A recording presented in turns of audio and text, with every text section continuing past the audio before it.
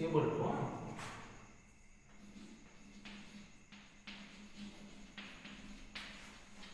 मला वाटतं याच्या अगोदर आपण अकरावीला यूज एबल टू शिकलो. एबल टू याचा अर्थ काय? एबल टू म्हणजे शक्य असेल. काय शक्य असेल. आणि एबल टू शिकत असताना मी त्यावेळेस तुम्हाला सांगितलं होतं की एबल टू च्या अर्थाचं एक मॉडेल ऑब्झर्व आहे. कोणतं आहे? शक्य असलेलं मॉडेल कोणतं आहे? कॅन आहे की नाही? कॅन म्हणजे काय? सुद्धा शक्य असेल. कॅन काय दाखवतं? शक्यता दाखवतं. तसंच एबल टू काय दाखवतं? शक्यताच दाखवतं. म्हणजे can is equal to able to. परीक्षेत तुम्हाला वाटतं कशी येते बघा की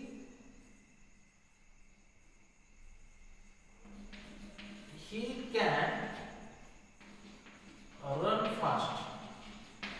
ही कॅन रन फास्ट आणि सांगितलं जातं यूज एबल टू. काय सांगितलं जातं? Use able to. He can run fast हे सेंटेन्स आहे उदाहरण. आणि सांगितलं जातं यूज एबल टू. आपल्याला करायचं काय? वाक्यामध्ये यूज एबल टू म्हणजे एबल टूचा वापर करायचा. एबल टू म्हणजे एबल टूचा वापर करायचा. आणि मग एबल टूचा वापर करत असताना मी तुम्हाला इथं सांगितलं की कॅन म्हणजेच एबल टू. कॅनचा जो अर्थ आहे तोच एबल टूचा अर्थ आहे. फक्त लिहित असताना बदल करत असताना काय करायचं की कॅन हे कुठला काळ दाखवतो? कॅन हे प्रेझेंट टेन्स दाखवतो.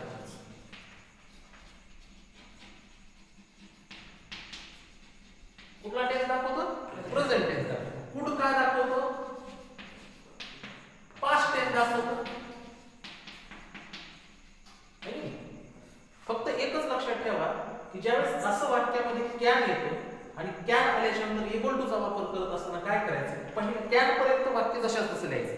कॅन पर्यंत म्हणजे काय? ही लिहिलं होतं आपण. ठीक आहे. वर वाक्याचा काळ बघायचा. वाक्यामध्ये जर कॅन आला असेल, जर वाक्यात कॅन आलं तर काय करायचं? टू बी चे एंड इज आर पैकी एक सहाय्यकारी क्रियापद असलेल्या कर्त्याच्या वचनानुसार घ्यायचं. इथं काय? ही एकवचनी का अनेकवचनी?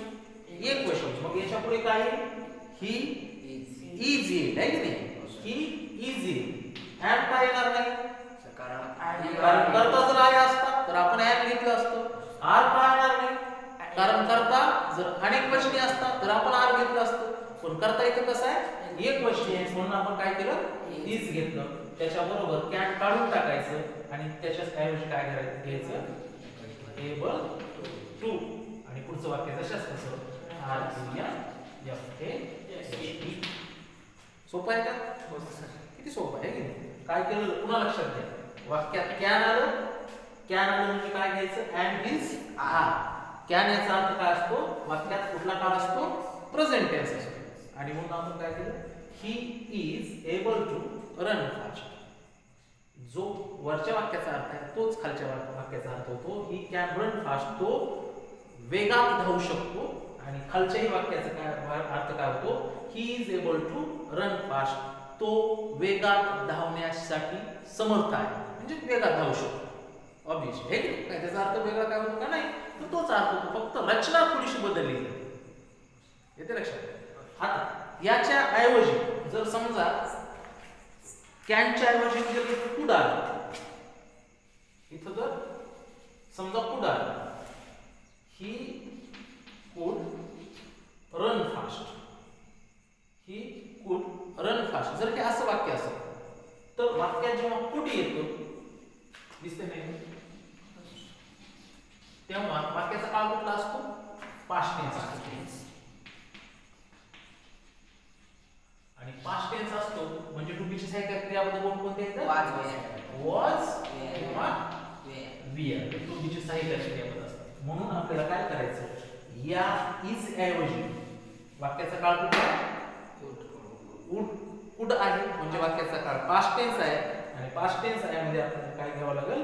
वॉज किंवा वेअर घ्यावं लागेल. ही काय म्हणावं लागेल? वॉज. वॉजच का घ्यायचे?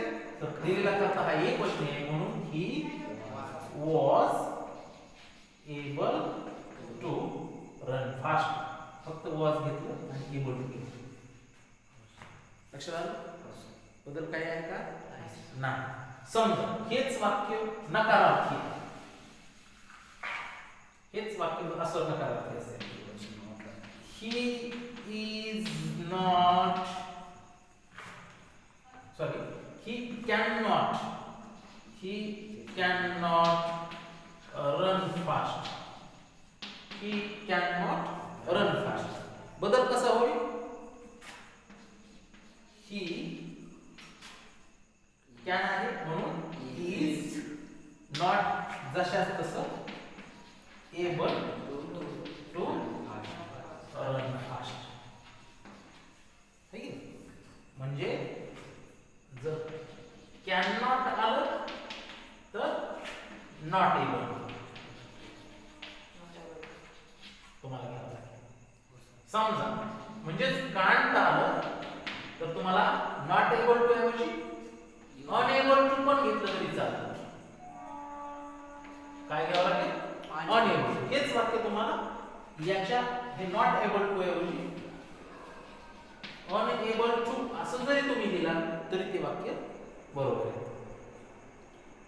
इथे लक्षात.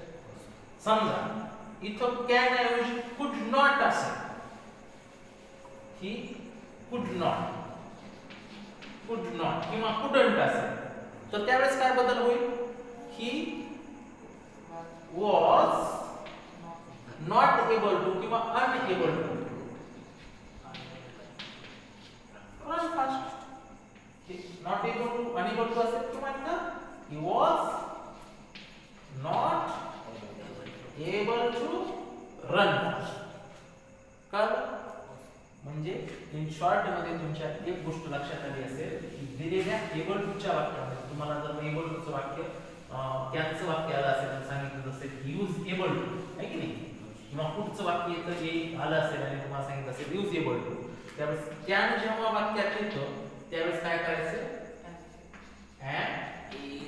is are plus able to.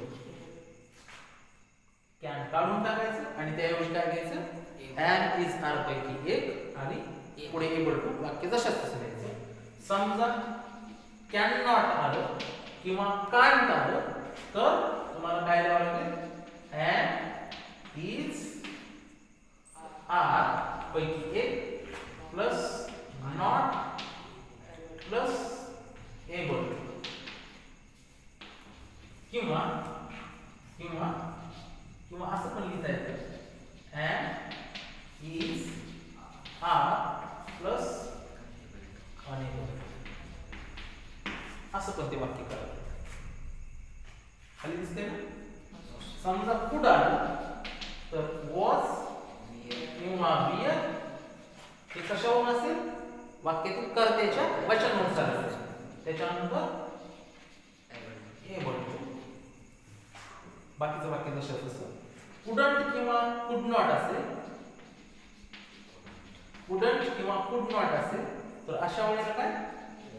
was किंवा were plus not able to किंवा unable याच्यापेक्षा वेगळं able to नाही. समजलं? सोपं आहे का?